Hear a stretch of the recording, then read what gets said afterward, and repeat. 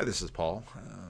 Basecamp came out with another zinger today. Yesterday was their religion one, and today had the title, Do More Rights Make Women Less Happy? We're going to spend a few minutes on this, but then we're going to go quite a bit larger. We're going to bring in the Vervaeke, McGill-Christ, Smachtenberger video again that I continue to make my way through. So much good stuff in that video. And then also a little bit from a Just Chatting live stream this morning that Luke does on Grail Country. So we're going to have a bunch of these different elements in. But I want to start with this one because it accentuates and illustrates this problem of navigation that we have with respect to trying to intelligibility of the big picture. I'll say it that way. So let's start here. Why is it that as women get more rights, they become less happy? Their well-being decreases, and they are less satisfied with the treatment of women in society. This episode, what do we call it? Feminism has led to a rise in imposter syndrome. Guess why? Ouch. Ouchie. We have an increasing pandemic of imposters in our society, and they know our society isn't allowed to say, no, you are genuinely incompetent and you got where you were due to the scales being tipped in your favor. Would you like to know more? So this morning I sent you. As what always happens when I make these videos like this, one thing triggers another. I've had this fascination with what videos have billions of views. And of course, someone sent me a child's video that had 15 billion views, and I was like, oh, of course it does. It wasn't a bad video in and of itself, but and then Algo just pops up this video from Marshmallow, never heard of, and it's a captivating little video where this marshmallow dude lives in his marshmallow land and has a little marshmallow backpack and has a mouse named Joel, and he goes to school, but it's a regular school, and they're all, the cool kids, and Marshmallow is walking around with his marshmallow head, and the mean guys knock down his books, and then he writes a note to the really hot girl that's right over next to him, and yeah, she ain't gonna go out with Marshmallow Head here. And he slips and falls, and even the janitor's dunking on him, and goes to lunch, has to eat lunch alone, and people are mocking him and even the teachers are laughing at him. I mean, it's that bad. So here's poor Marshmallow all by himself, and, everybody laughs at him. But then he goes home, and this is where competence comes in, because competence is always... competence is how women judge men. Men push each other up the hierarchy because of competence. And so when he's at home with it closed, he's on the mixer, and he's a super cool DJ, and he's doing all this cool stuff, but nobody knows about it. And then the hot girl's going to come to his house and give him a sorry note, which it's an awfully nice girl to it. I mean, I don't know about you guys, but I know what it means to get shot down. And not all girls are nice enough to leave a nice little note with a little heart, but she gets there, and she starts to hear the music. And so then she peeks in, seeing him dancing and stuff. And again, she hears the music, and she... A little bit of peeping Tom action here, and then takes a video of him, mixing it up on his. I am so uncool. I don't even know what he's doing, but it seems to be DJ stuff, music mixing stuff, and now she's totally impressed. So now he's going to go to school, and she's doing the marshmallow thing, and this has obviously been out a few years because you can see by the phone. And now it's the kids who are mocking him are the uncool kids, and of course all the hot girls are sitting with him now, and it's competence. It's just competence, and now the whole school's gonna be in Marshmallow's camp because competence has pushed Marshmallow up the hierarchy, and it's a marshmallow world. Woohoo! 2.4 billion views on that video of a musician that I had never heard of. Anyway, back to these two. And some of the family, this insane graph. I'd love if you described it Yeah. for the podcast listeners who aren't on YouTube. I'll put it on the screen for those on YouTube. Thank you. Yes. So this is a graph that shows satisfaction with the treatment of women in society.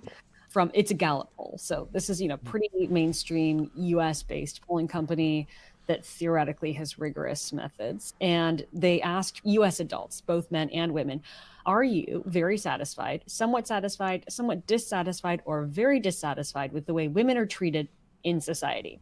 This poll went from 2001 to 2021.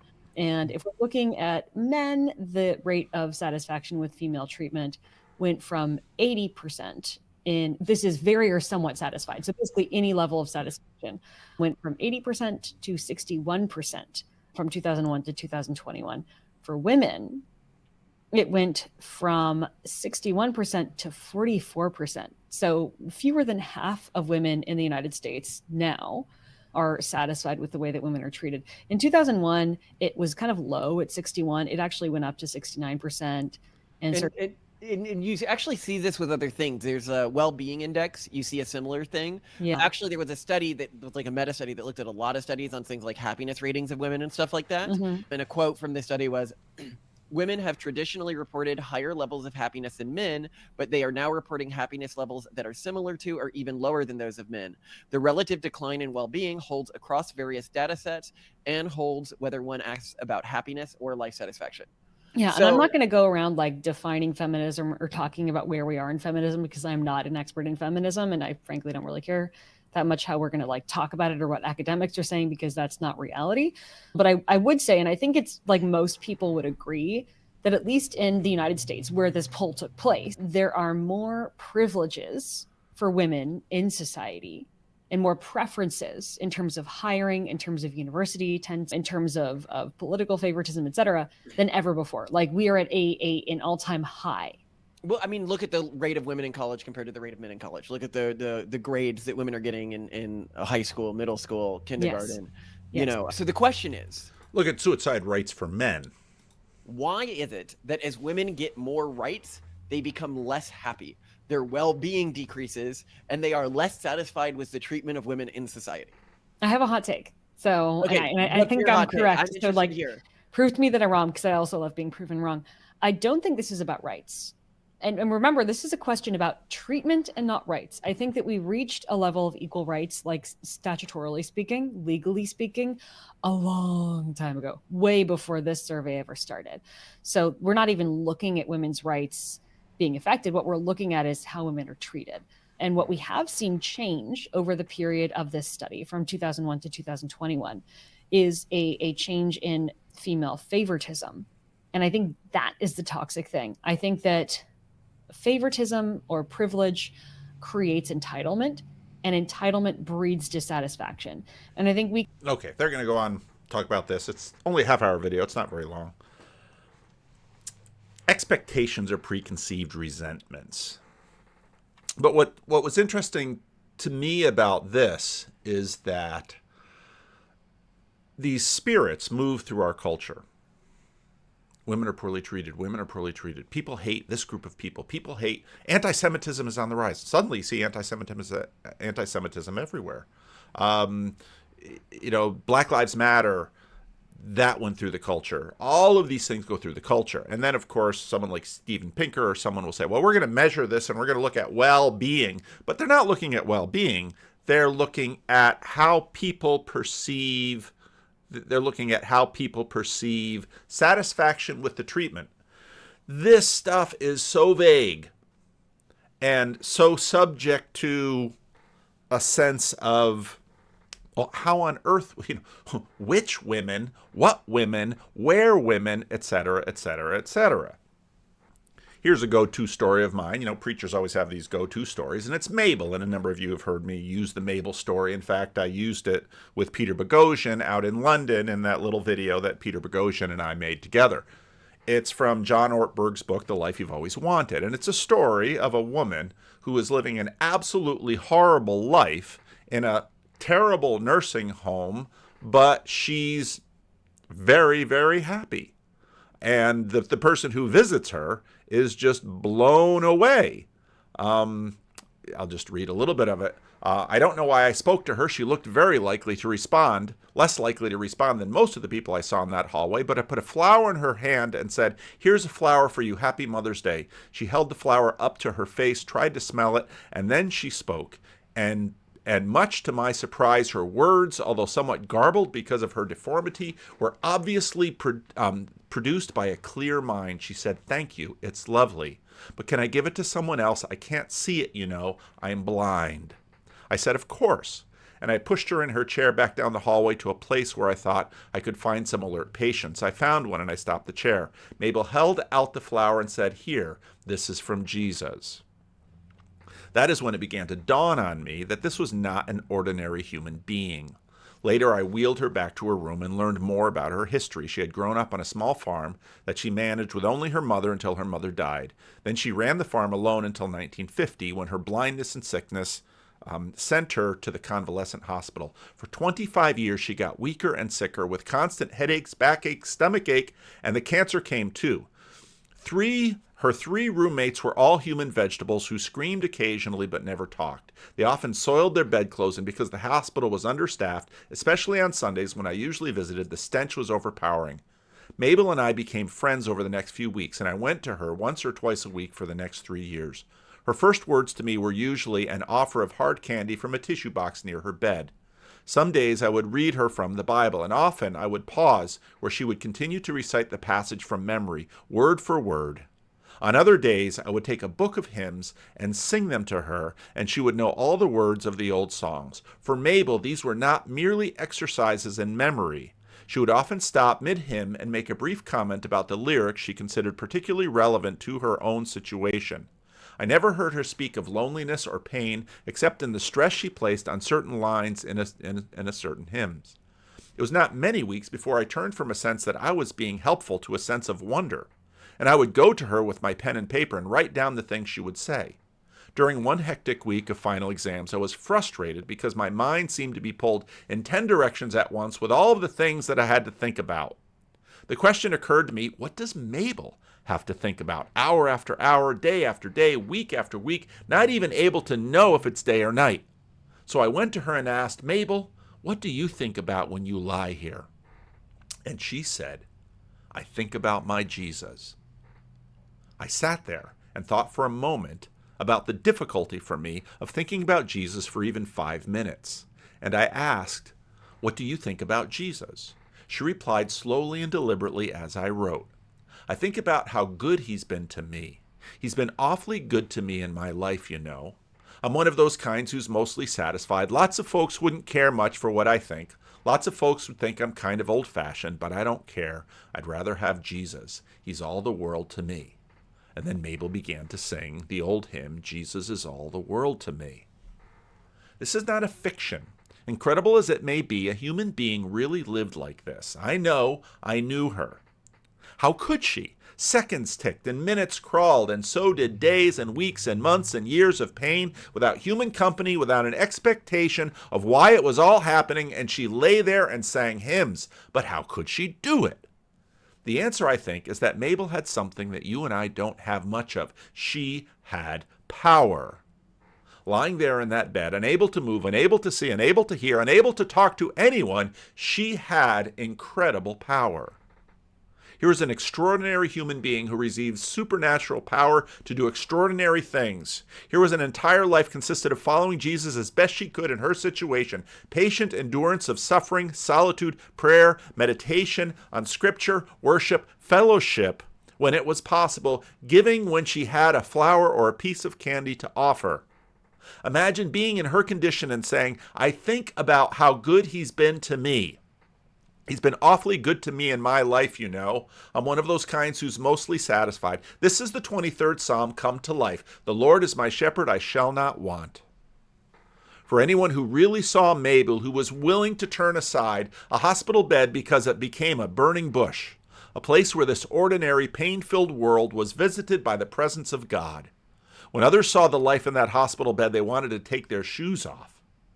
The lid was off the terrarium. When the turn came, with a catch of the breath, a beating of the heart, and a tear, there standing on holy ground, do you believe such a life is possible for an ordinary human being?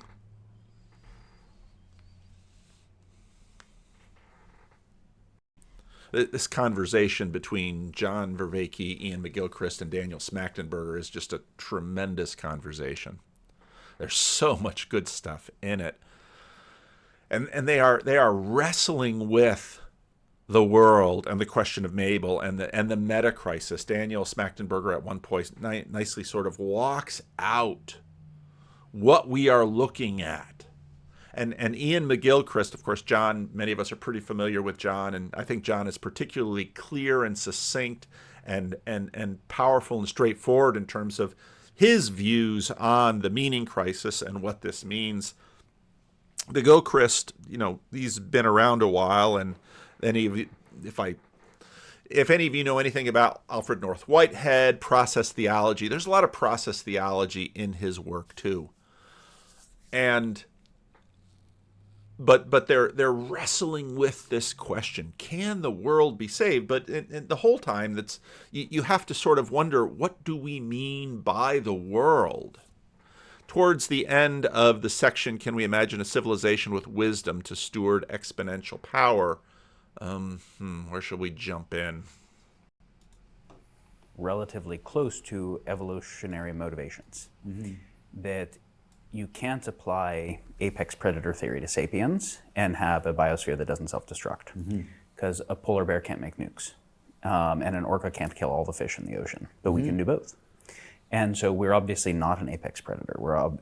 We obviously are something well beyond that, because the evolutionary process, having most of the adaptive capacity in the other animals be corporeal and very slow evolving through processes that create co-selection, creates a symmetry of power. Whereas the orca gets faster, so do the tuna, and they get away. And as the polar bear gets faster, the walruses get bigger, and all that kind of thing. And with the complexification of our cognitive processes that could start to do techne, and I would say, I'm just going to call it techne in general, both physical technologies and language, capitalism, etc. That our adaptive capacity and our predative capacity increased rapidly faster than any of the rest of the environment, increased its resilience or relative capacity. Absolutely. And so I would put the origin of the metacrisis not with evolutionary processes, but with the beginning of stone tools, right? And stone tools were a pretty slow evolutionary curve. And so then with the agricultural revolution, we got a big bump. And then the industrial, we get a big bump. I think we get a big bump in the upper Paleolithic transition, and that's my response to you, which is we get a big bump in the upper Paleolithic transition in which we seem to get the advent of the appreciation of the sacred that goes along. It is sewn into some of our biggest cognitive advancements. So you have the technology, like you said, is like this, right?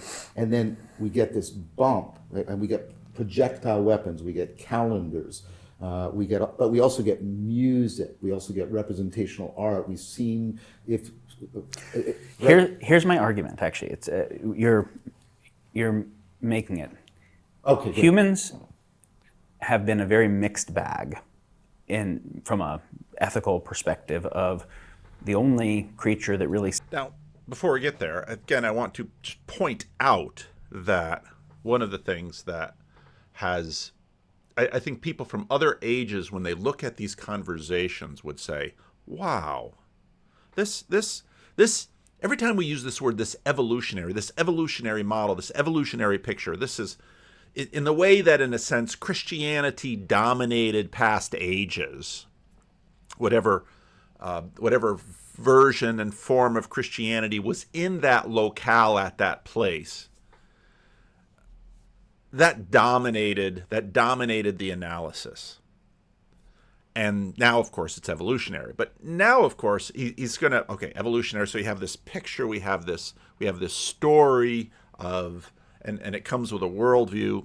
All of that stuff is there. And that's what's being used for the analysis. But now, of course, and this is where you see this, and Brett Weinstein, Sam Tiedemann, Tiedemann, I think that's how I pronounce his last name, has, I think made this, he's the one that said it to me and the light went off. Says, this is a Gnostic perspective, because you almost have two gods. Because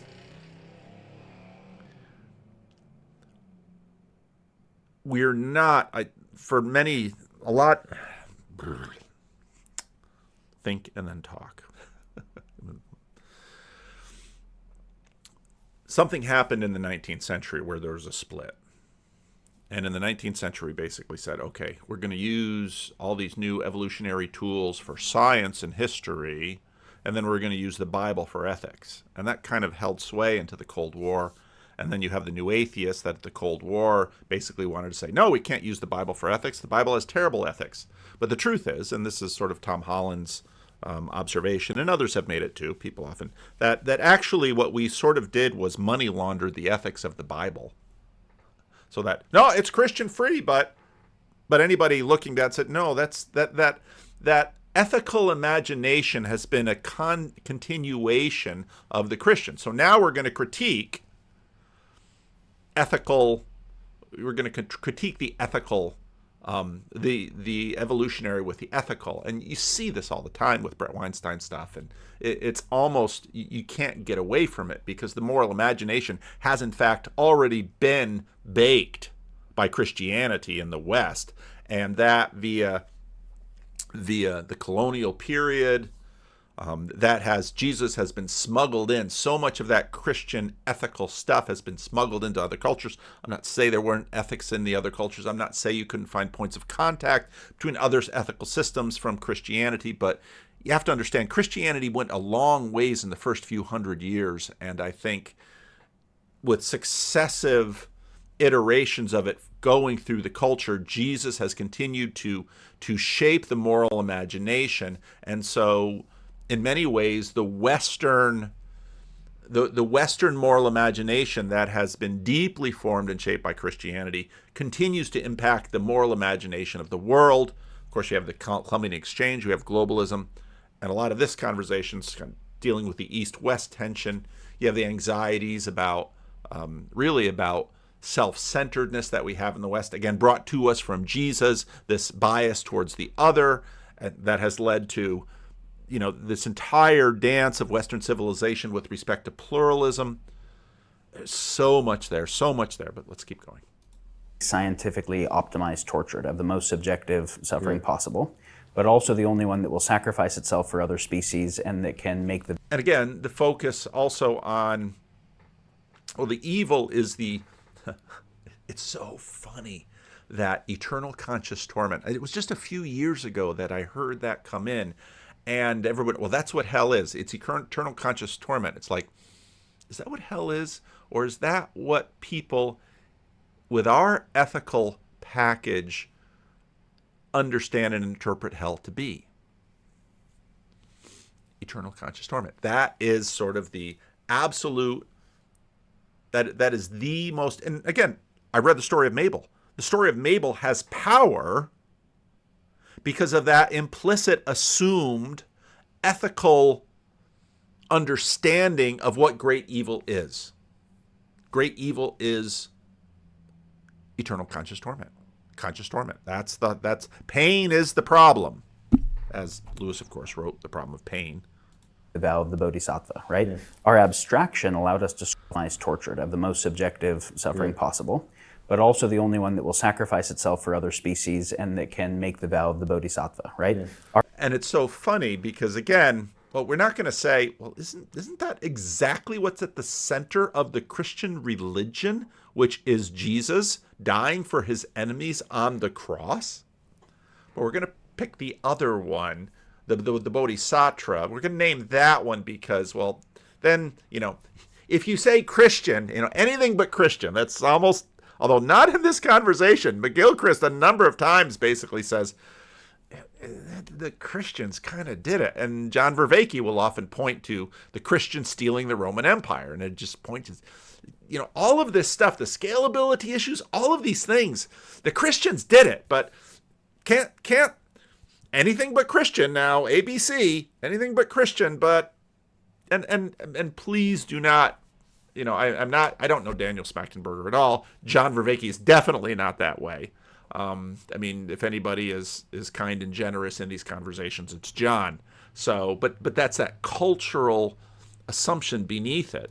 Our abstraction allowed us to search a very wide search space. Yes, yeah. So the most kind of beautiful numinous stuff and the most kind of horrific stuff. What I'm arguing is that mixed bag that we have been with exponential tech near planetary boundaries self-terminates, and that we don't get to keep being that mixed bag. And this now comes up to the vulnerability of, if the relationship to the sacred is forced or compulsory, it's not actually a relationship to the sacred. If you remove choice, it's not ethics anymore, it's mechanism.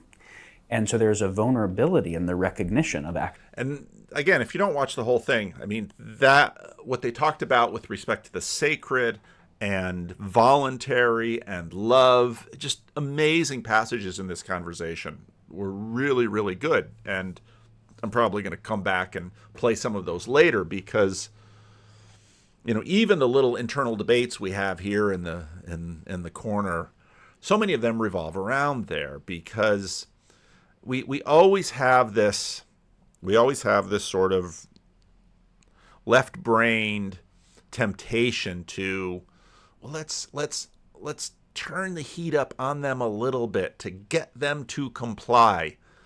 And it's like, yeah, but you've always got a trade-off with that. And it's always contextual. I mean, we do that with children. We form children. But when we're dealing with adults, you got to be really sensitive to those things. And now as a culture, again, if I'm going to be fair about some of these other cultural sensibilities, this is a big cultural sensibility. That from the ARC conference to the based camp couple, nobody is saying, okay, we're going to enforce this. We're going to make sure this happens. Actual choice and in the honoring of choice. Yes. But we have to do that in fundamentally differently than we've ever done. Because if you say, how well have we stewarded our power historically? If you ask the other species that we inhabited the planet with, or the lower classes. Okay, and we're going to have to talk about the word power here, because it's part of the reason that I read Mabel.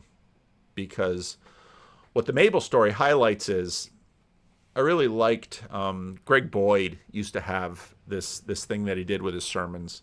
Greg Boyd was kind of an open theist. He had a kind of a church thing going somewhere. I don't know if Greg Boyd is still out there. Luke will know Greg Boyd. Power over, power under. And that's really what they're talking about in this, that you need a certain kind of attractional power. Jesus, in the second coming, Jesus comes on a white horse and everybody hides their face. But in the first coming, Jesus is here with a message of love, and he wants your heart, but he's not going to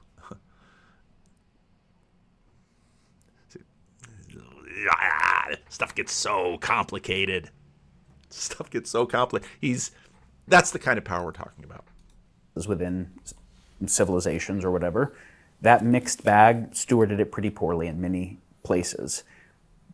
But we couldn't split atoms, and we couldn't change genomes, and we couldn't make AI. So the question comes, and so let's take AI for a moment, because splitting atoms takes G8 nation state level capacity to do. It actually doesn't. The G8 has made sure nobody else gets to use it through the IAEA, and making sure that if anyone even tries to, we'll bomb them preemptively, because we don't want the power to get distributed. And yet we're distributing the power of synthetic bio and AI rapidly, that is every bit as destructive to not just other state actors, but anybody in a way that is unmonitorable. So when you have decentralized catastrophe weapons and things that can create the catastrophe even by the intentionally good use, but with mistaken externalities from doing too much narrow problem solving and not enough, is this a good goal, is this the right problem orientation? And anybody does the AI weapon, everybody has to do the AI weapon, or they lose by default. Those types of dynamics. I would argue that our abstraction capacity exploring that whole search space, the power sides of it end up, and Robert writes non-zero. Of course, you have a selection for increased coordination within an in-group that can do sometimes coordination with an outgroup that we call trade, but sometimes zero-sum or negative-sum competition with an outgroup. So there's a shelling game where I'll coordinate with you when it's in my benefit while reserving the right to defect on you when that's in our benefit. And if anybody does that, then everybody's in that kind of game theory. And if someone says, well, we'll just sacrifice ourselves comprehensively, great, then there's just no more of those people. Those people are gone, and the people who made it through are the people who won the game theory thing. What he said right there. So Rod Hare, very close follower of the channels on the marriage crisis. One of the things that he always points out is when it comes to the whole marriage crisis conversation, it's exactly what he just said, that, well, I can opt out.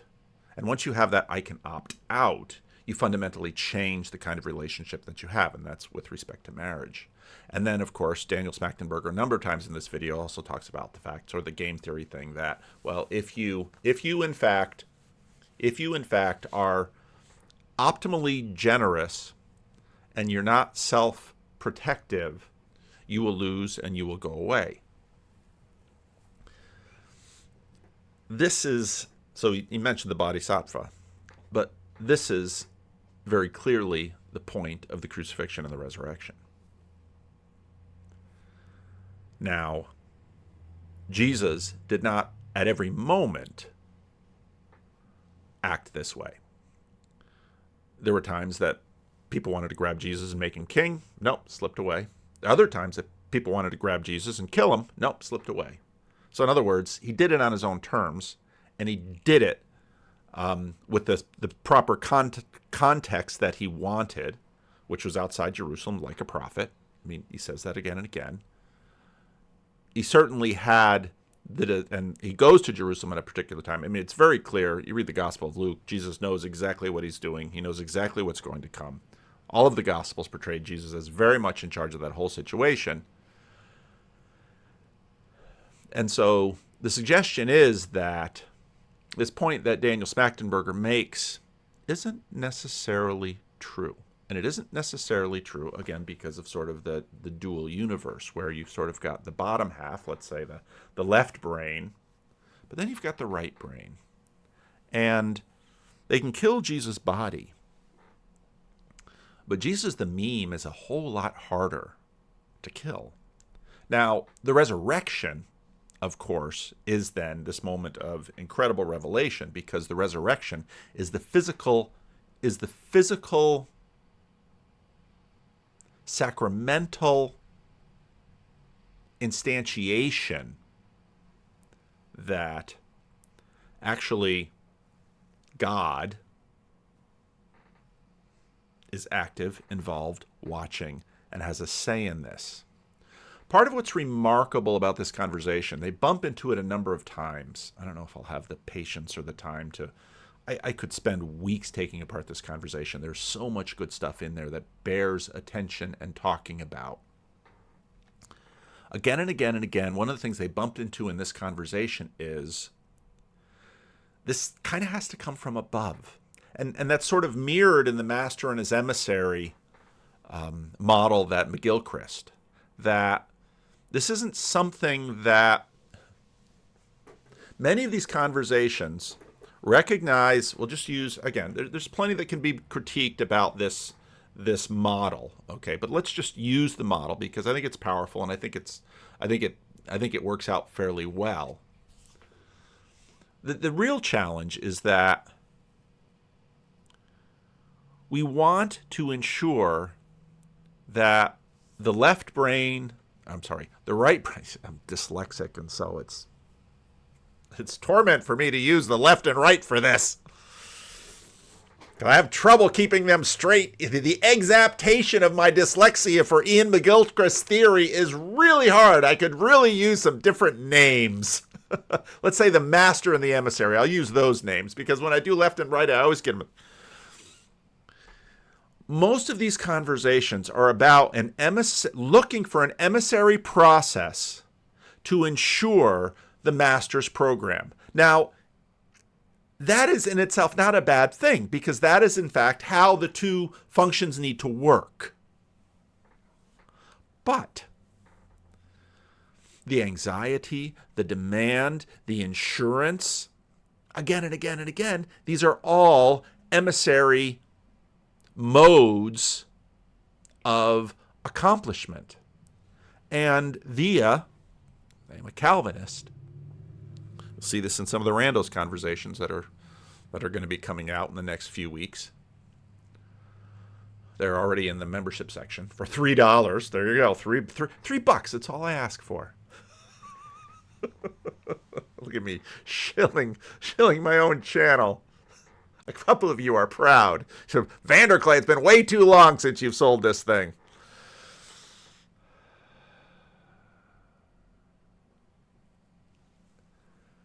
Just reading my text from Rick.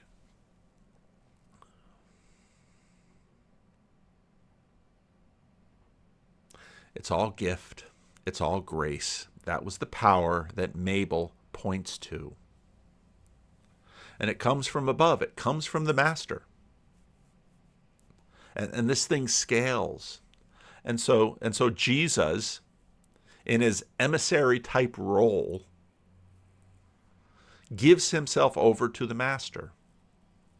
And the master gives him life again. And then the master, a la Philippians 2, at the name of Jesus, every knee shall bow. Now again, pluralism, we've got concerns about this, and I very much understand those concerns. But the pluralistic concern is always sort of matched with the instantiation necessity, where I'm just going to be in love with being. No. Being's too abstract. And if you just start trying to rename things apart from, let's say, their historical names, you're going to run the problem of a lot of that historical stuff then just gets lost. And of course, there's a lot of other newer stuff that hasn't been environmentally or evolutionarily tested that the new names are now going to have to deal with. And again, this is what I see happening in American culture with respect to Christianity, with anything but Christian. But then we're going to talk about universe and being and all of that, and it's like, okay, that'll get you a little ways. And of course, God, Allah, this is territory well fought over by the Abrahamic religions. But it's always a gift. And in the conversation, one of the Randos conversations I had today about enchantment, the key to enchantment is always trust. McGilchrist has a great piece on that here. That's a great little story. He says, 3 things. Metal, I'll have to find it. But if you lose trust, basically weapons, food, guns, food, trust. You can lose guns. You can even lose food. But you can't lose trust. Man shall not live by bread alone, but by every word that proceeds from the mouth of God. That's basically saying that. So what I'm saying is that both through conflict theory, people who want to do messed up stuff with this much technological power, right, and through mistake theory, people who are just, I don't want to cause climate change, but I want to do stuff that requires energy, multiplied by the Kantian imperative of there's 8 billion people all wanting to do the same thing. We go extinct in all those scenarios, or we at least radically lose any definition of civilizational progress anybody could want to argue. I would already say, when you talk about the Enlightenment, that if you ask, how was the Enlightenment and how is generally the narrative of civilizational progress to the Native Americans or to any of the indigenous species? Some of you are probably frustrated. A lot of you get frustrated with me, and many of the people who have been frustrated with me are no longer here because they got frustrated with me. But part of, why I keep pairing these two in there is that they keep making these similar style arguments, which is basically that this culture that we have created is self-terminating. A lot of the solutions to our problems are emissary-like solutions. Boy, that master emissary language works a lot better than left and right for this dyslexic. A lot of the emissary-type problems solutions have led to new problems, and they have not borne out what we imagine that they would.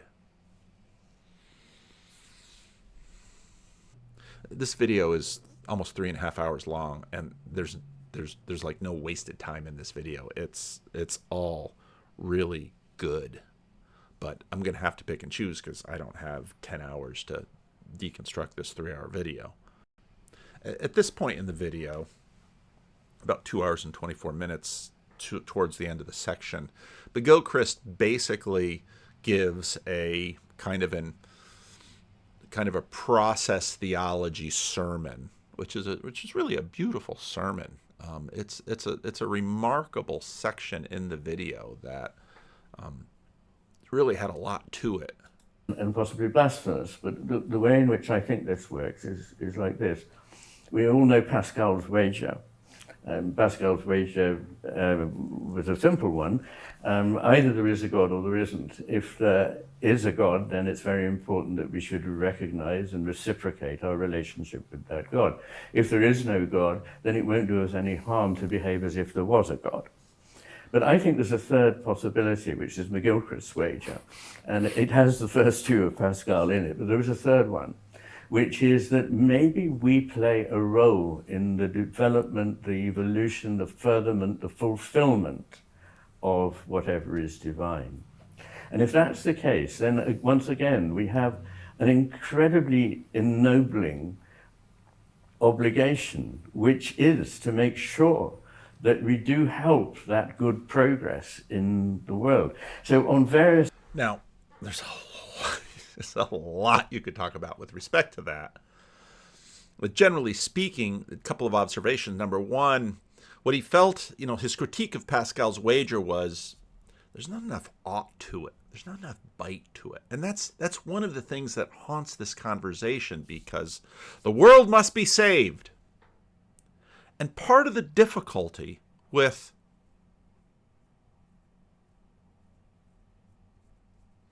I got to be careful here, because I know John's non-theism. McGilchrist, his process theology posture. The world must be saved. What is lacking is sort of a confidence in the master, that the master is going to save the world. And of course, Christianity brings that in. Now,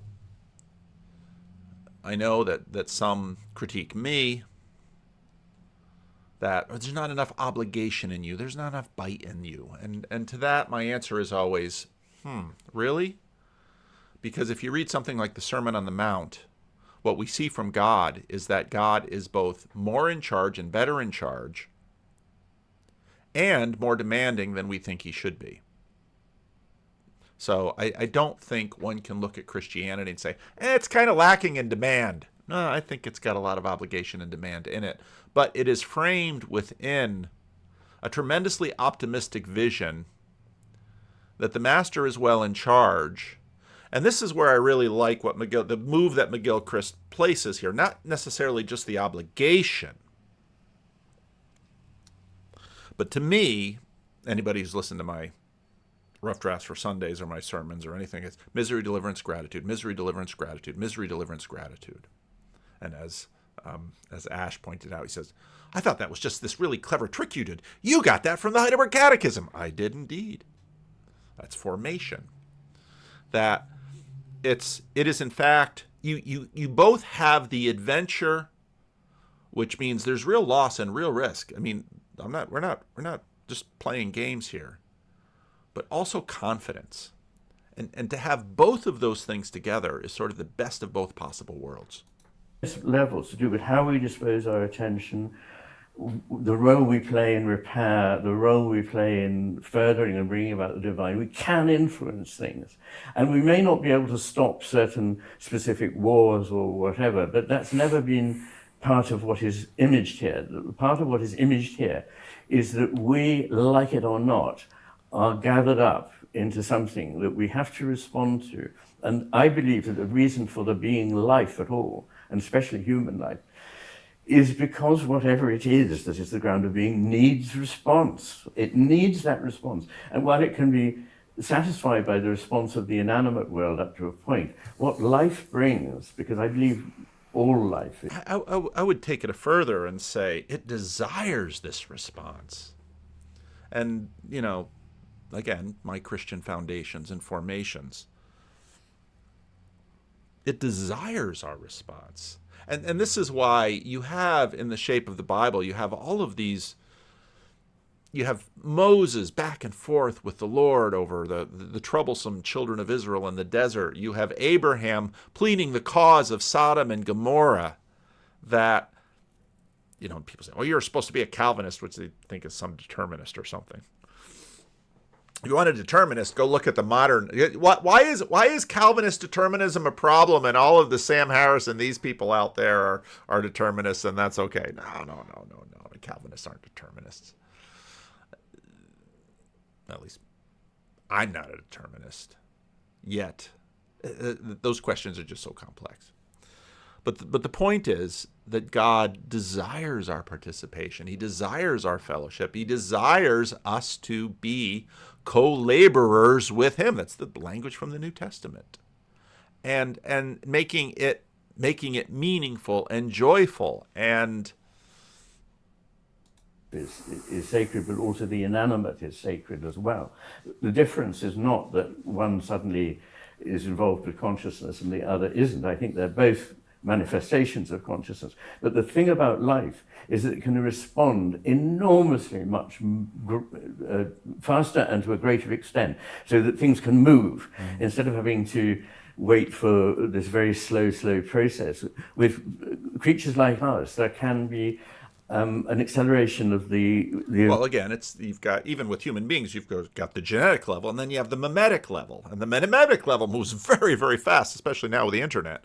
The evolution of the cosmos and the divine being that grounds that cosmos together.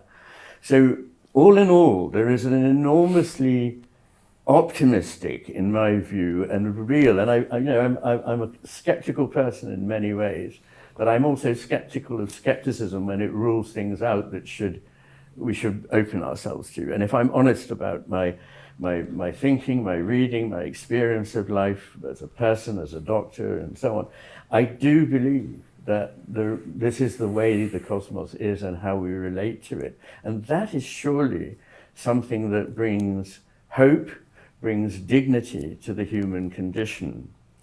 And it also takes the burden off us of having to solve certain specific problems. I'm not saying we shouldn't try to solve those specific problems. We must. But it's, in a sense, secondary. It's like the role of the emissary is to get on and find ways of, purifying the oceans. This is terribly important. But it mustn't stop there. Because, as I say, you could purify the oceans, you could save the rainforests, and if the only reason we did that was because of our own economy and for our own flourishing, we would have lost the main reason, which is because these things are. I would say it's glory. That's what it's for. It's the glory of saving the oceans. It's the glory of the rainforest. He's going to say, the value's intrinsic in it. Powerful, beautiful, rich, complex entities that have their value in themselves. They are intrinsic in their nature, not of extrinsic use to us. Holy, holy, holy. This is my God number one, God number two. This is, holy, holy, holy is the Lord God Almighty. The whole earth is full of his glory. And that's where you get the scale. That's where Mabel in the nursing home has power and glory, and to the point where he who has eyes to see, and so many of us don't. But yeah, wonderful sermon. Could I reply to that, or do you want to reply? Go ahead. First of all, I share that vision in a lot of ways. As I mentioned, Kabbalah comes out of the intersection of Neoplatonism with Judaic thought. But what I would something occurred to me as I was watching this before about the Silk Road metaphor, because John certainly means the Silk Road in terms of the religious philosophical exchange that the Silk Road afforded. But it's also very interesting that in terms of the Enlightenment, a big part of the motivation for the Enlightenment that we've talked about in some previous videos has been the economic. That Voltaire notes that, wow, the Muslim and in the Dutch wharves of Amsterdam, the Muslim and the Catholic and the Protestant all get along when they're making money. It's a really interesting observation, especially with respect to the Silk Road metaphor, because the Silk Road was all about making money. The reason that they pushed through, suffered all of the risks and dangers of trying to take that passage from Europe to China, where all the good things were, was money. And in fact, that same motivation was, of course, what sent the Portuguese down around the Horn of Africa and sent Columbus out to the west to try to get to China and to India, which, of course, initiated the global exchange. Like to try and afford and not make, and there's a big difference. You don't make wisdom, you cultivate it. You don't do nothing, you cultivate the conditions, and it has to take root and it has to flower, right? I would like to afford something that can work at the global level that needs to be addressed here, given the novelty of the global level of the problems that Daniel has. So I'm trying to find something that is properly pluralistic. So running through Whitehead and running through Kabbalah and running through Sufism is this Neoplatonic framework. And then running through many things in, for lack of a better word, I don't like the word, but the East, right, is a Zen sensibility. Absolutely. And then there's ways in which really helpfully they converge, but they differ. So proper opponent processing between them is possible. Yes. And the idea is this could take on a life of its own, such that something could, exact out of it, emerge out of it. That's what I'm proposing. And so I think that's needed, because we need something where, like the Silk Road, everybody can participate in it, but the Christian can go on the Silk Road and then return with their Christianity enriched.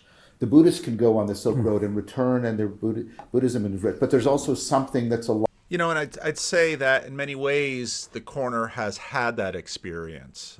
My Christianity has been enriched by listening to John Vervaeke and developing a friendship with him, and I think his non-theism has been enriched by his conversations with myself and Jonathan Peugeot and many other Christians. And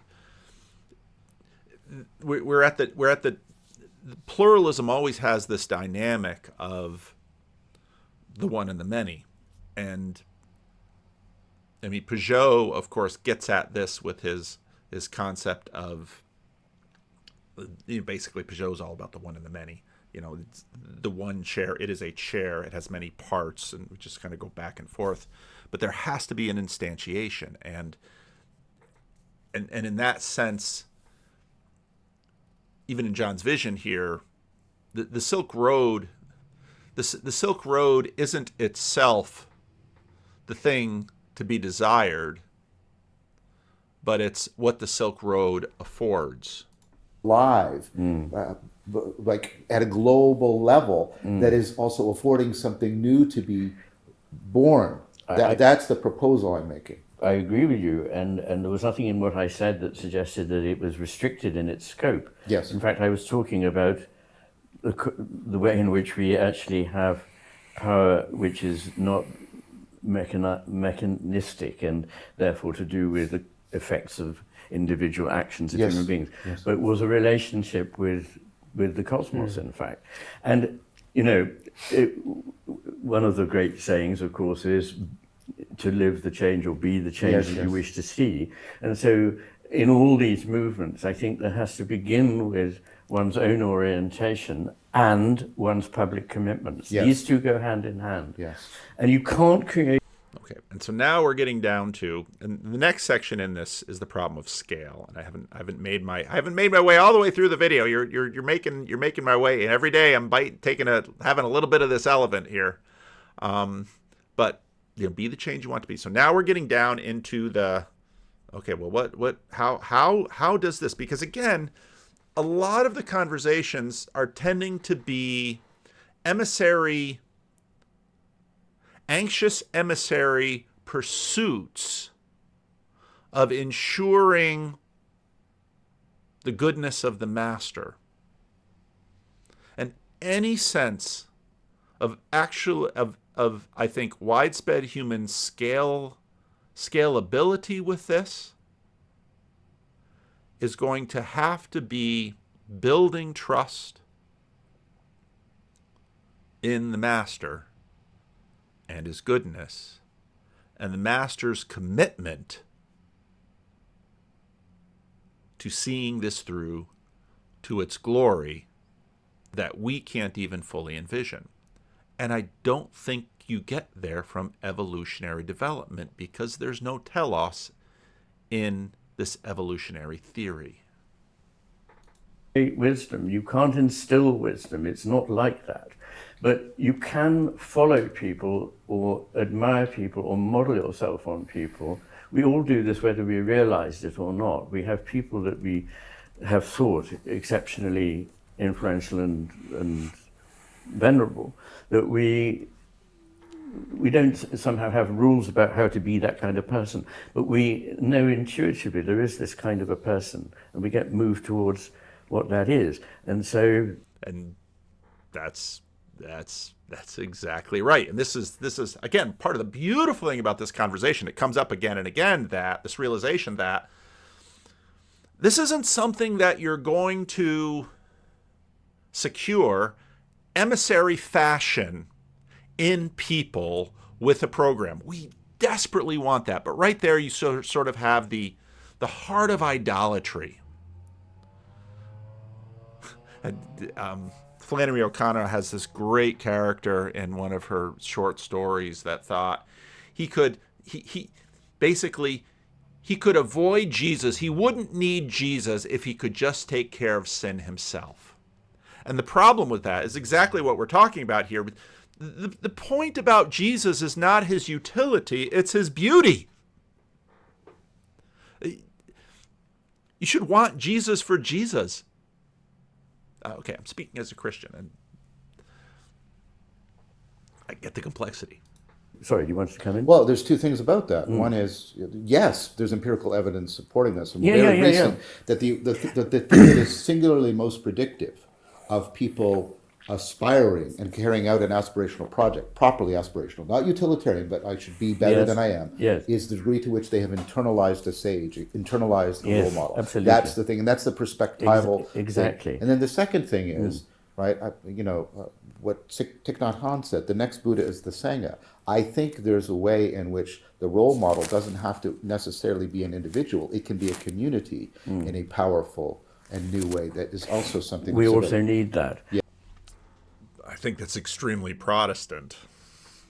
If I'm gonna one of these days. It's out on the internet. It's already, the Breakwater videos are out, or they're releasing them slowly. But the first talk that I gave at the Breakwater Festival in Germany is there's sort of this evolutionary process that's been making its way through Christianity. That's one way to see it. Whereas I'll just reiterate it instead of playing the video because the sound is a little weak in that first video. Now, all of the aspects of Christian tradition have all of these pieces. I want to say that right off front. But in terms of focus, in terms of focal point, in terms of emphasis, and it was interesting that Thomas picked up on this. Ask an Orthodox, what is orthodoxy? What is its, liturgy? It's its strength. Ask a Catholic, what's the focal point of Catholicism? The Eucharist. Oh. Protestant, what's the focal point of Protestant? Preaching of the word. Oh. And I think we're getting to the point where it's the communion of the saints. Now again, all of the elements, that's been there all along. Everyone has had the communion of the saints. But it's the fact that Protestants have had priesthood of all believers. Now, Protestants have priesthood of all believers, but most Protestants don't quite believe that. Pastors are somehow still more important than others, and you have ordination and all of these things. But there's something that movement into, it has to be instantiated. again, Apostle Paul, in the body of Christ.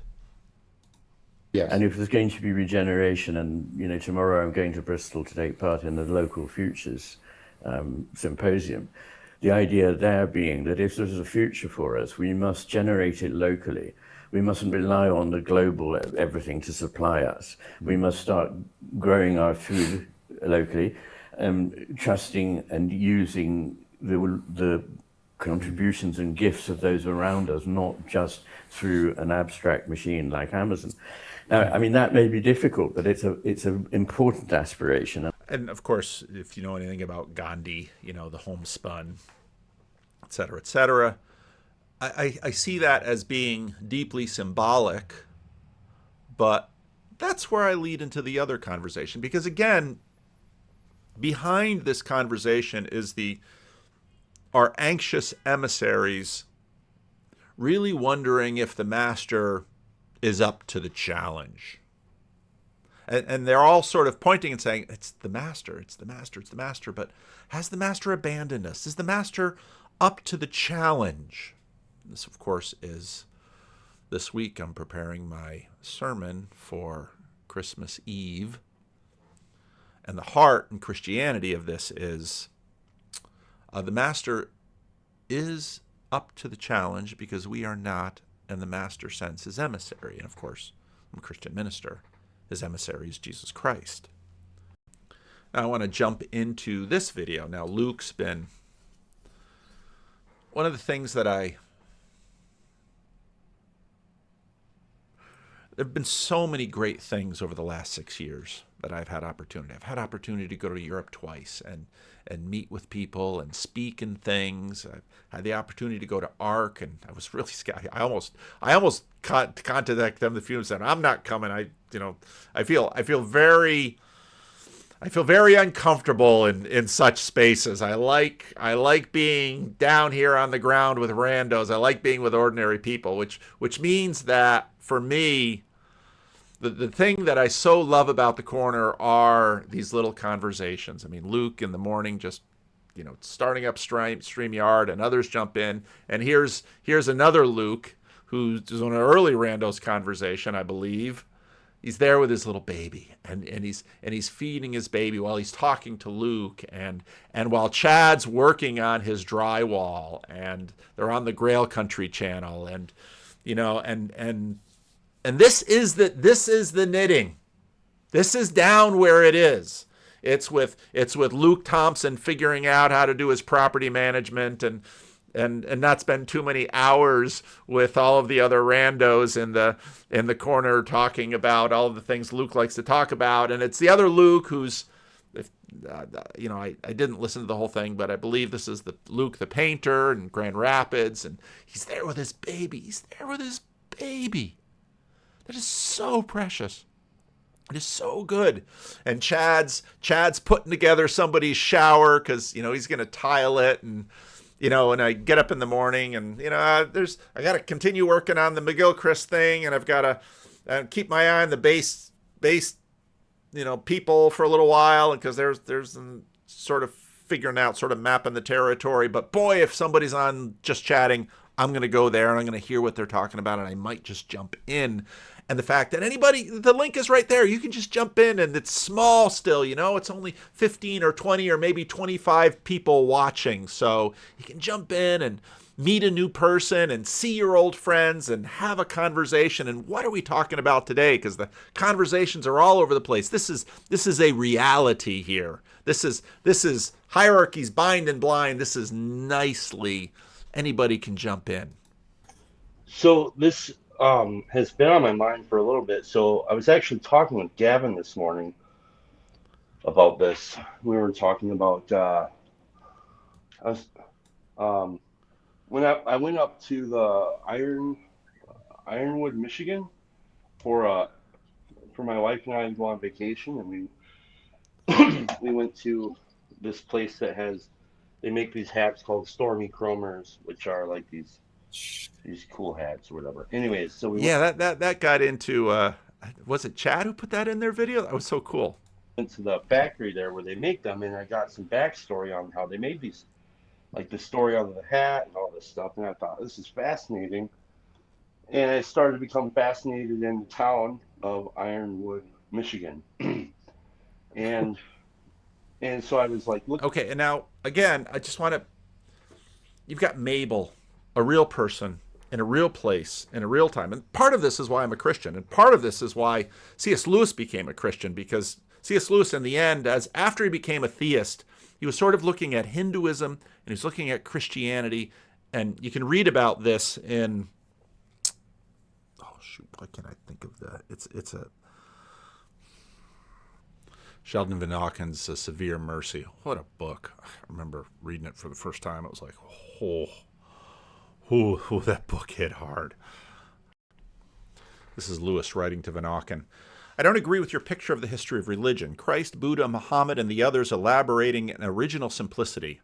I believe Buddhism is a simplification of Hinduism, and Islam is simplification of Christianity. Clear, lucid, transparent, simple religion. Tao plus shadowy, ethical God in the background is a late development, usually arising among highly educated people in great cities. What you really start with is ritual, myth, and mystery, the death and return of Balder or Osiris, the dances, the initiations, the sacrifices, the divine kings. Over against that are the philosophers, Aristotle or Confucius, hardly religious at all. The only two systems in which the mysteries and the philosophies come together are Hinduism and Christianity. There you get both metaphysics and cult, continuous with the primeval cults. That is why my first step was to be sure that one or the other of these had the answer. For the reality can't be the one that appeals either only to savages or only to highbrows. This is the scale issue. Real things aren't like that. Matter is the most obvious thing you meet. Milk, chocolates, apples, and other objects of quantum physics. There's no question of just a crowd of disconnected religions. The choice is between A, the materialist worldview, which I can't believe, says Lewis, read Miracles. B, the real archaic primitive religions, which are not moral enough. C, the claimed fulfillment of these in Hinduism. D, the claimed fulfillment of these in Christianity. But the weakness of Hinduism is that it doesn't really join the two strands. Unredeemably savage religion goes on in the village. The hermit philosophy is in the forest, and neither really interferes with the other. It's sort of the menu is present, but not the stew. It's only in Christianity, which compels a highbrow like me to participate in the ritual blood feast, and also compels the Central African convert to attempt an enlightened universal code of ethics. Have you tried Chesterton's The Everlasting Man? The best popular apologetics I know. So that's part of the reason why I love this level. Because there's a reality to it. And what we've had in the corner is the connection of this, where Luke is holding his baby, his newborn. The other Luke Thompson, is working his stuff from Peter Rollins to his orthodoxy and everything in between, and Chad is putting in somebody's shower. And pretty soon a monster's going to come in, and he's a monster that I love, but he never likes it when I call him a monster, but that's how he is. He's a good monster, but he's a big fish. looking at it, and it said this town has a Carnegie Library, and I was like, what the hell is a Carnegie Library? I have no idea what that is. So I looked that up, and it brought me to this book that my wife suggested, called Tycoons. And it's a story of how Rockefeller, Carnegie, JP Morgan, and then this other guy, I can't remember his name, how they invented or created the American super economy. Fascinating book, because you would think it's about them, but it isn't about them. It's actually about us, and the things we're talking about right now. And one of the things that struck me the first thing that struck me was this guy, I can't remember his name, John something. He basically discovers or invents standardization in machinery. The American Armory they had a desire that their weapons would be able to be, the parts would be able to be interchanged. Um, like you should be able to take five of the same guns out of like in all of the batches that are made and be able to interchange all the parts. Well, nobody could do it. They were like really struggling to make this happen. And one guy ends up finding a way to do it, and he ends up getting hired by the military to do this. So he can't patent anything because he's working for the military, and he gives his entire life to do this. And when it actually happens, it blows everybody's mind. Like, and they still weren't happy with him, right? But he does this where they pull like five different guns from three different years from two different factories, and they can do this interchanging parts. And it blew everybody's mind. And they called it Armory Standards. So that's the birth of Armory Standard, which later went into like the sewing machines and other machine factories. This Notice we're not talking about Armory Standard. There's kind of an abstraction, but we're talking about real things here. starts something where I think it starts to shape kind of a mentality in the West that people can be standardized. Okay, now this is sort of like the scientific lab link. Now the spirit is going to go through. And when it comes to the scalability with all of the anxious emissary anxieties, one of the things that we want a spirit. We want a spirit that's going to go through because the spirit's going to colonize people, and once the people are colonized, we want a good spirit that's going to colonize people in a good way. And of course, that's what the religions, have an incredible capacity to do, and to as Lewis talks about, to not just scale out this way in terms of numbers of people, but this way in terms of the various hierarchies and the diversity of temperaments, of IQ levels, you want something that's really going to scale. Yeah. And I think we see this happening. Churches are constantly trying to do this. They want the standardized Christian. And always failing, because if you're in a church, what would drive you crazy is that you're going into church and you're thinking in this low resolution way that you're going to go to a Calvinist church, you're going to find all these Calvinists, and it's like, I can't find any Calvinists in this Calvinist church. And you're going to, on and on and on and on, you're going to see this. Much to Luke's point on confessionalism and stuff like this, but it actually happens in the overall culture in general, and it becomes a part of who we are as people, which is very, very strange. The other thing that happened that was huge was somebody was mixing a batch of soap to sell that worked at Procter and Gamble, which was not that big at the time, and they accidentally make a bad batch, and they couldn't throw it out, and they were freaking out. They're like, "Oh my God, this is a terrible batch," and so they can't throw it out, so they have to sell it. So they go to sell it under a name called White Soap. And then somebody up at the company said, well, we're going to sell it under that, but I'd like to put it up against this other brand name. We're going to call it Ivory Soap. Well, Ivory Soap outsold White Soap, even though they were the same exact soap. Now, what's significant about this is that everybody and their mother would be making soap at home. Yeah. And they ended up taking soap out of the hands of people, not just Americans, but people in general in the West. And it became this thing where now you don't have to make soap. In fact, you don't even know how to make soap. And you don't even know how to make your own clothes now. Like, there are so many things that we don't know how to do, which were common day, everyday things. And that's like 150 years. Yeah, it wasn't even that long ago. And it changed. So in other words, something whooshed. And now we're all disabled in some things, but we manage other things that the people 150 years ago couldn't manage. Everything. So in the process of standardization and commercialism, we lose our imagination. And I try to walk softly around this commercialism bit because I'm not anti-capitalist, but man, because part of me wants to rail against. Don't say anti-commercialism. That's stupid and irresponsible. But it's like, yeah, but is it? Because Yeah. Luke's there for it. Luke's there for it. like I don't even know how to make soap. Well, And here's the other weird thing. If you want to know where we have all of our television stories right now on television, they all come from soap operas. Who do you think was making soap operas? Procter and Gamble, who sold you Ivory soap. Oh, that snap. floats. And Okay, so let me tell two stories.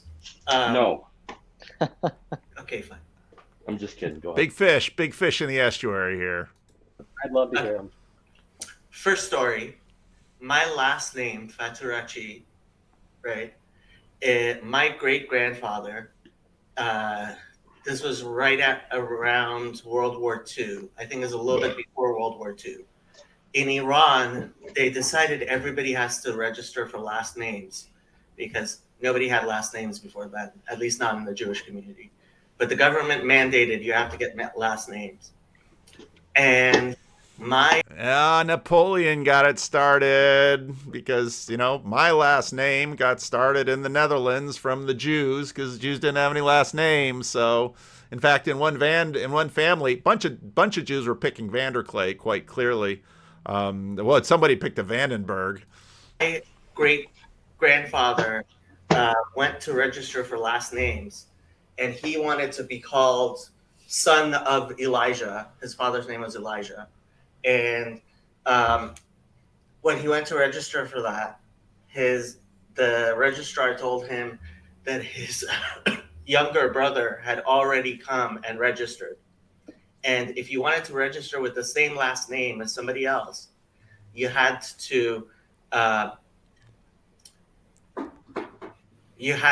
get written permission from that person. So my great-grandfather, who was even more ordinary than I am, really found this difficult. But he went to his younger brother and he said, I need you to sign a letter saying that I can be the same last name. And his younger brother, so my family apparently for many, many generations has been cloth merchants. And his younger brother told him, you have to get a bolt of fatura, which I, growing up, was always told it was just an expensive type of cloth, right? Fatura cloth, and I'll sign the paper. So the story goes, my great-grandfather got a bolt of fatura, threw it at his younger brother, and named us Faturachi, which means person who sells fatura. Now, for many years, I was wondering, what is this fatura cloth? And I was talking to somebody who actually knows Turkish, and I told him this story. And he told me where fatura comes from. Fatura is actually Italian, and which is kind of funny because all my life people kept on telling me, your name sounds Italian. And I was like, no, it's not Italian. The suffix chi means person who sells. Fatura is short in Turkish for manifattura, which is Italian for manufactured. Because despite the fact that we think of like manufactured cloth as being something that's less great, the fact is, go ahead and try making your own cloth. Unless you're actually really good at it, you're never going to make a cloth that's as sturdy and as, So that's the first story. Second story. I asked my grandmother when she stopped having separate milk and meat dishes. We're Jews, right? And Jews traditionally have separate meat and milk dishes. And she told me when she was a kid, she used to spend her entire day with all of the other women, taking things down to the river and washing them and bringing them back. Clothes down to the river, washing them, bringing them back. Dishes down to the river, washing them, bringing them back. And again, I mean, this story grabbed me because when I was take out your bingo cards in the Dominican Republic, I'd watch children walking back and forth with the galones, you know, carting water. I'd watch women going to the river with, you know, big heaps of laundry that they were going to do. This is life continuing today, but... And she told me when she finally moved to a city with indoor plumbing and there was hot and cold running water inside of a kitchen, her entire life changed because she no longer had to spend the entire day dragging things down to the river to wash them and bring them back. And so when some of the more modern people in our family told her, "Oh, we don't do separate dishes anymore. You can wash them in hot water now. It's fine." She figured this is like an entire different world, right? So she also, you know, she also changed that. So yeah, I understand the desire to like go back to, you know, simpler times and artisan things, and right. But then I'm an immigrant to the United States. When I came to the United States, all I wanted to know is, why is my life now so much better than it was before I came to the United States? A few days ago, I posted a picture of Jacob and I driving. He gave me a ride from Chicago. We had a little event in Chicago, and then he gave me a ride to Grand Rapids where I had to go to Synod. I got my flight into Chicago, and then he drove me up to Grand Rapids, and, you know, learned a lot about his story. And it's just a little short version of it. But yeah, it's a dramatic story. It's a Jewish family in Iran. And of course, that part of the world there's a lot going on here in terms of levels, in terms of, we're in a period of time where things are intensifying. States. Why did I live in such a shithole country? And I did live in a shithole country. And why is it the first day we came to the United States, we went to, I know the exact Ralph's we went to. Ralph's is Kroger's here in California. And I remember walking into the produce department, and there were these stacks of fruit, and they were all the exact same size. They looked... It's helpful to mention that he left during the Iran-Iraq war. All the same. They were all clean. There wasn't a bit of mud on a single one of them. And I didn't understand what was going on, because when you go to a greengrocer's in any other country, right, you have to wade through the rotten fruit and the good fruit and the right. And we have grade A apples and grade B apples, and they're all washed and completely, and you know,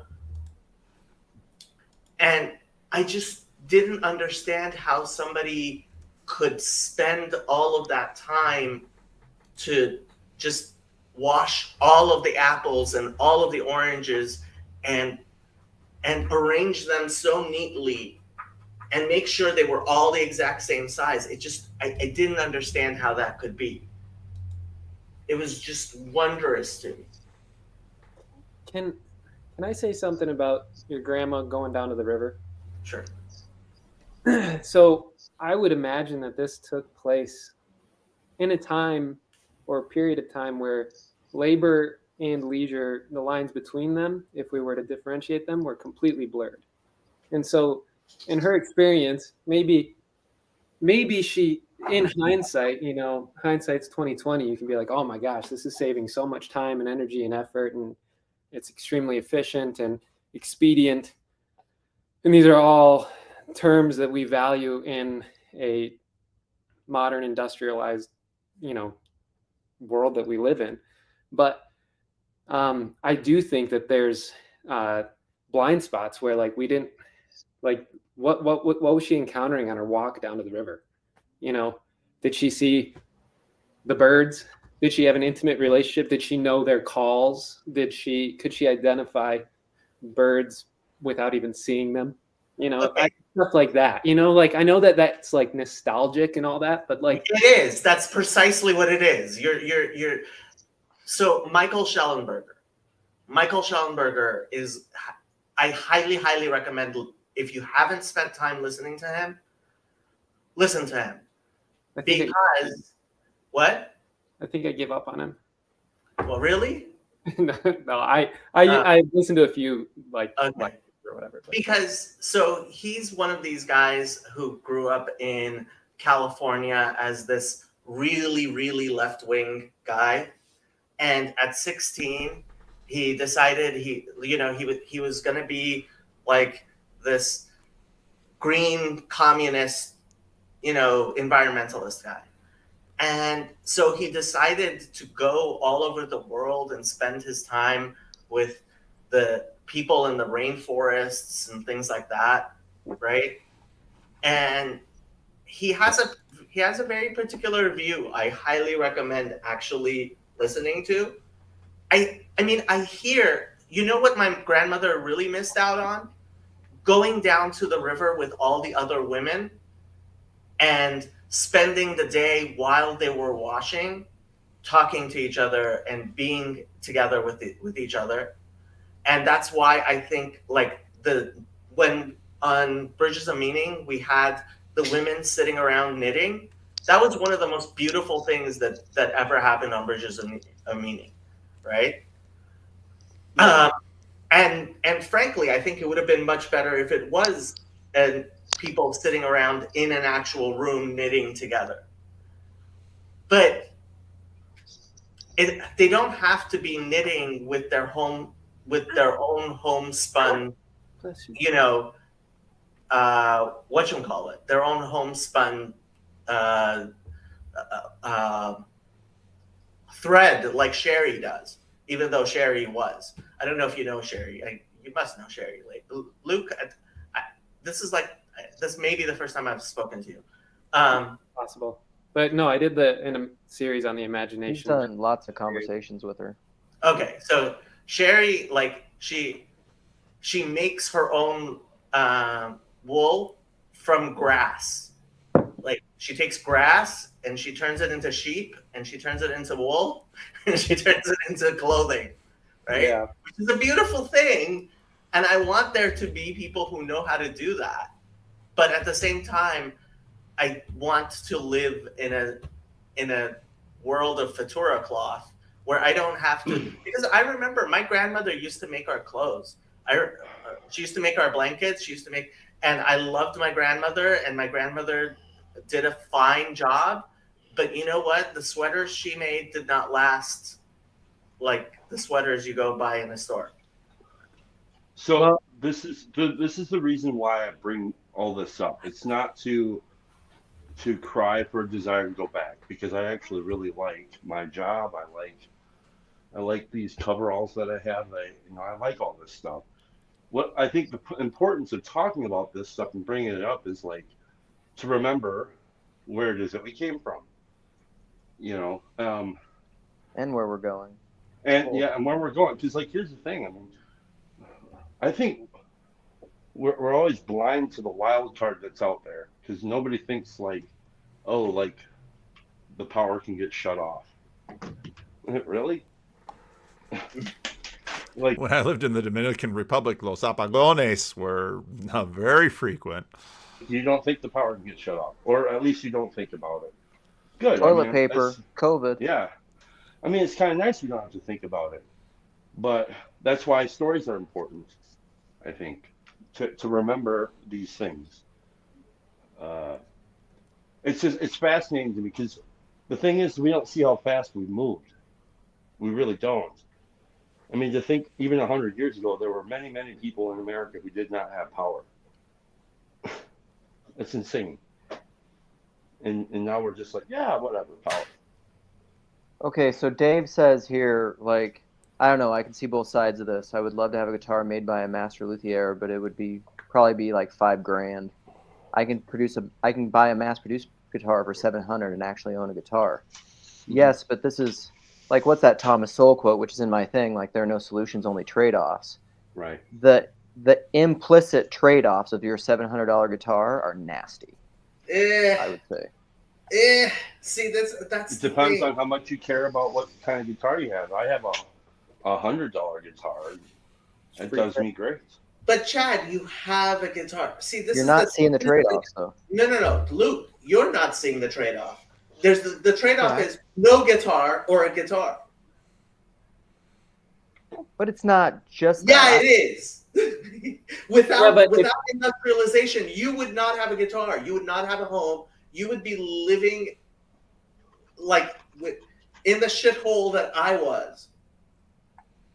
And living in a shithole sucks. There's a reason people come to the United States. There are trade-offs, but you know what? There are things which are obviously better. That's why people come to the United States. Nobody's This is the dead reckoning that I speak about often. trying to. I had to escape from Iran and try to come into the United States. Apply. We waited for 8 months to be allowed into the United States. There's a reason people move from Iran to the United States, and only absolute idiots move from the United States to Iran. But so what I'm If you trying want to move to Iran, you can, Luke. You can try it. You will hate it. I promise you. Well, I don't know. First you know thing what about Iran. I moved to a house that was falling apart and that was built in 1850 that I needed to renovate in order to even live in. And it operates on a boiler that's 50 years old. And there's all these like weird things that, like, I'm choosing a life that is, I mean, not nearly as difficult as living in a yurt or. Well, and of course, but that home is in America. And I'll tell you, I remember living in the Dominican Republic. There's so many beautiful things about living in the DR. I mean, the weather and as many people, the beauty and the culture and the people, but there are other very not good things about living in the Dominican Republic. The rule of law, not too tenuous. I mean, people in America complain about corruption, not like the Dominican Republic. So, I'm kind of Team Jacob in this argument. But of course, I've lived on both sides, and what I loved about this is that you wrestle with this reality. In a little bit, Jacob's going to play this the $1,500 sandwich only takes 6 months. This person decided they were gonna build a sandwich, they were gonna eat a sandwich, they were gonna grow everything, they were gonna do all of that, and that's how they built the sandwich. There's a great place in this video where Chad is just frustrated with Jacob and says something that's a little bit rude, and Jacob doesn't take it as rude, and Jacob's pretty thick-skinned, and then at the end Chad apologizes, and to me, yeah, there it is. So okay, we're going to save the world, and it's like, well, we're not going to save the world. Will the world be saved? Yes. Are we going to do it? I don't think the anxious emissary is going to do it. I think it's trust in the master. Now we get the joy of participation, and what's beautiful about these luxury beliefs that we have, where to now when I have the choice of now it's a $7 sandwich here in California, or $8 sandwich, or a $12 sandwich sometimes. Get the beauty of the $12 sandwich and the mass-produced, my Columbia fleeces that I wear all winter long, and et cetera, but yet, yeah, all those trade-offs, they both have great points to make, and the loss of going down to the river and the communion of the women, and we're wrestling through all of these things, but and we have real questions. we have real questions about, okay, what are the trade-offs of the Enlightenment? But I still maintain at least as optimistic as Ian McGilchrist, if not more so. And I think it's that very particular faith in the thing is being what happens with Jesus. And again, part of the reason that I remain a Trinitarian, and I remain someone who believes in the deity of Christ, in the unique deity of Christ, is, and yet in Christianity this stuff is so subtly interwoven, that we become like him. Of course, all of Christianity has the idea of theosis in it. Now, the different branches work at different ways, but we become like him, and we are raised with him, and we will reign with him. So, but just I'll have the links to the videos down here, and the Sheldon Van Auken book, and I should put the John Ortberg book in the links as well. But again, the corner is beautiful. The conversations that we're having, that McGilchrist, Smachtenberger, Vervaeke video is awesome. It's a tremendous video. So much good stuff in there to chew on. But yeah, why? A few years ago, I made a video why I'm still a Christian, and the reasons remain the same. And the reasons are these: that I believe in the resurrection of the dead, and I believe what the resurrection of the dead says is that the stuff that the anxious emissary is pointing to is real. But the power of the master and the way that the master works through all of this stuff is real too, and in fact more real. The deeper magic of Lewis and the stone table. So anyway, leave a comment. Let me know what you think.